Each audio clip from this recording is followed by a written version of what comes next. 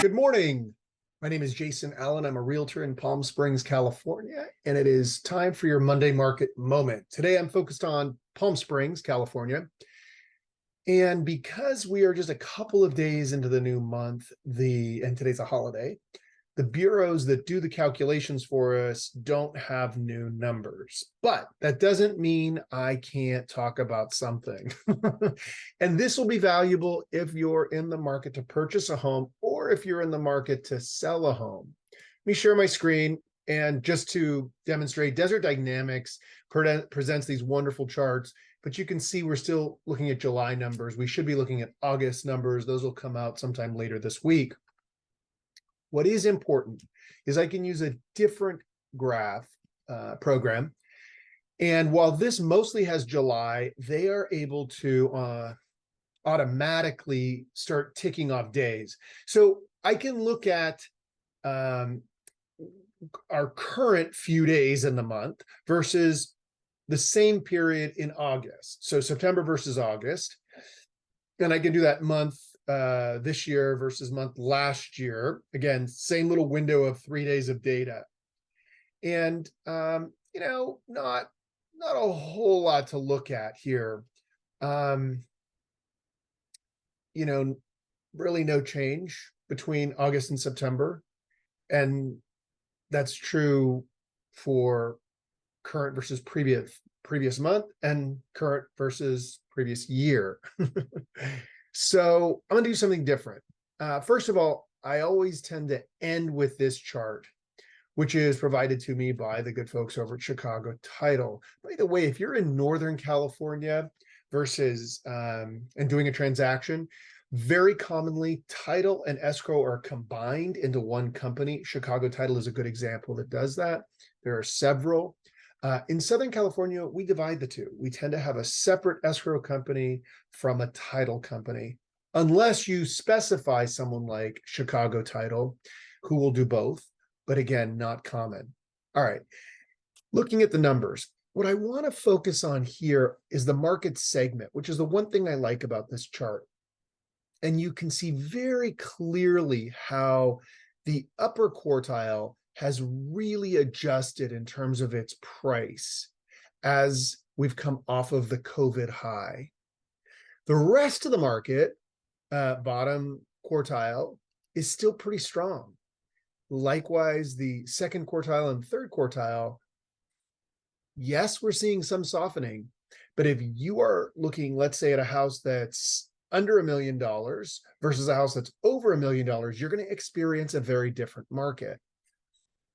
And then, according to them, we're still slightly in a seller's advantage. And that has everything to do with the volume of homes we have, which is still historically low, and what interest rates are doing. So I often go to Mortgage News Daily. It's a free website. You can check it out. And the value of going here versus going to fill in the blank bank site or mortgage brokerage site is that they're going to want to harvest your data. They're going to want to get your email. They want to get you into their funnel, their sales funnel. This isn't the story here. So there's a couple things. We have higher interest rates. You've heard about it in the media. And just to kind of give you a sense, and for sellers in particular, I'm using a relatively small for California standards mortgage rate. Let's say you get a $400,000 mortgage and you're going to pay 7.08 interest. Here's your monthly payment. Now, if we could dial back in time, let me just go down to 5.08, which was attractive not long ago, and that payment's going to go up. And then if that payment goes down, right? If I go to now 4, you see we're under $2,000 a month. If I go to 3, which some lucky people got, it's now down to $1,700. That pressure on interest rates is what's driving prices, or is driving prices down in our market and across the country, depending on the market segment.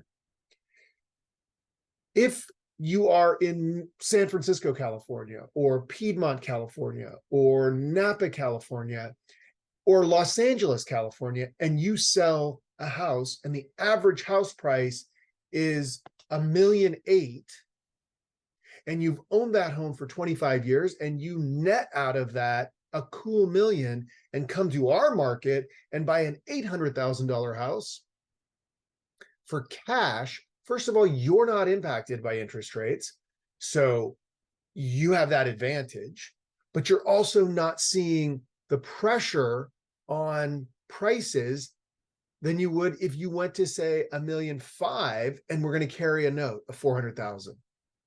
You get into this upper quartile and suddenly you have maybe more leverage because there are fewer buyers and there's a greater incentive for a seller to take a price cut. Now, going back to sellers, you as Mr. or Miss Seller, you have to recognize that because of the interest rate increases, people are affording less house. And what I say is that equity squeeze, this portion of your of your sales price that you're not getting, you're basically giving it to the bank in the form of the buyer paying a higher interest rate.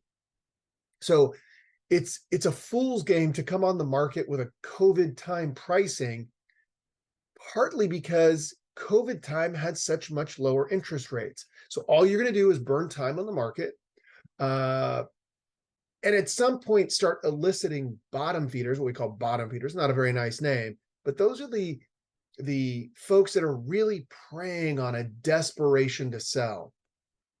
I always advise turn the tables on them, come in at the rock bottom price, and then let those bottom feeders and people that really want to live in your house and are willing to pay more for your house get into the game on that offer. So then you have 2 or 3 or 4, 12. It's not uncommon to still see multiple offers in this market.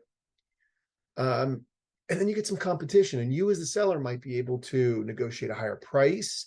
You may be able to negotiate better terms associated with close of escrow date, staying in the property, what you're going to keep from the house versus what you're going to get rid of with the house. So those are things to consider. Once again, the Mortgage News Daily, I will put that in the show notes so that you can go to that. Unfortunately, these 2 charts you don't have access to. And then there's one last thing I wanted to show you. This is nuanced about our market.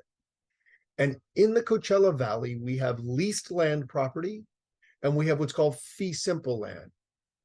Most MLSs throughout the state don't have that, or I should say most areas in the state don't have that. So the multiple listing service doesn't have that field. So on some common websites, you will see in the notes or in a category, I think Redfin may do it, where it says land type. Fee simple is land that you own. Leased land is land you do not. A way that agents tend to get around this is we'll mark in the general commentary, the marketing remarks, land you own. That's fee simple land.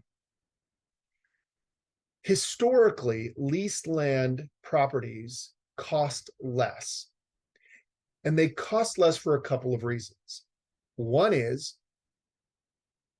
fewer buyers understand what's involved in a lease and are unwilling to become educated on a lease.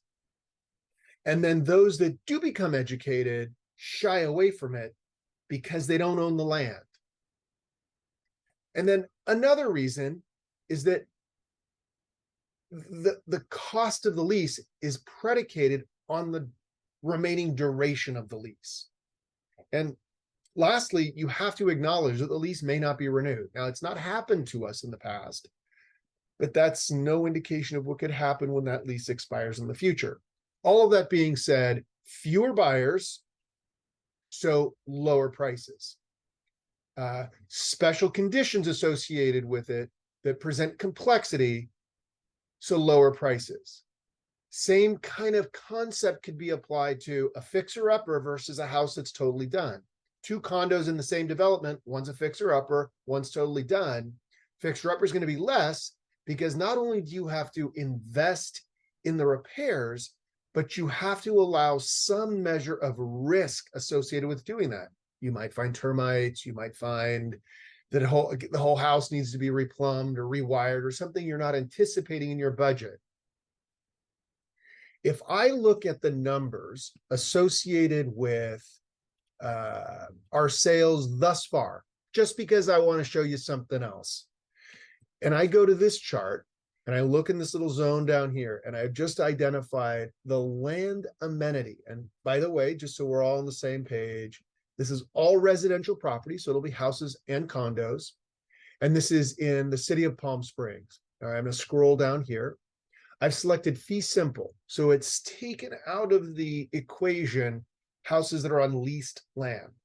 And we see compare year over year. Here we're down this year, we're down our current versus previous month to date. Same period year over year, we're down. Now, I'm gonna go over to the lease. These aren't big numbers. I'd be curious to do this later in the month and see what that looks like. I'm gonna go to fee, or to lease rather, and you'll notice that we're up substantially. Now, 3 pendings more than we were in the previous month, twice as many month over year over year. Look, why is that? Leased land is cheaper, generally speaking. And so if I'm now super price sensitive because of this monthly payment, even factoring in my lease payment, I may be getting a better house. I may be getting a better deal.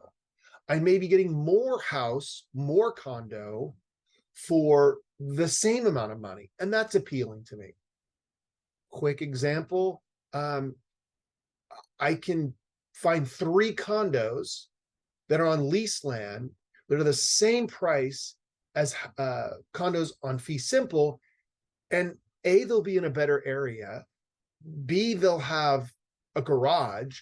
And C, they're probably have some renovation level to them. So it's important to have a conversation with an agent, either in our market or whatever market you're in, about what are the different dynamics that are influencing price as they affect your specific property. That's all I've got for today. I hope this was helpful. I know sometimes these complex things kind of throw people for a loop, and numbers may not be your forte. They're really not mine, but it's important to look at them. And if you don't understand them, know that your agent understands them. If I can be of any service, don't hesitate to reach out. And that's anywhere in the United States, as I have referral partners in different markets who would be happy to help you after I made the introduction. Thanks. Have a great day.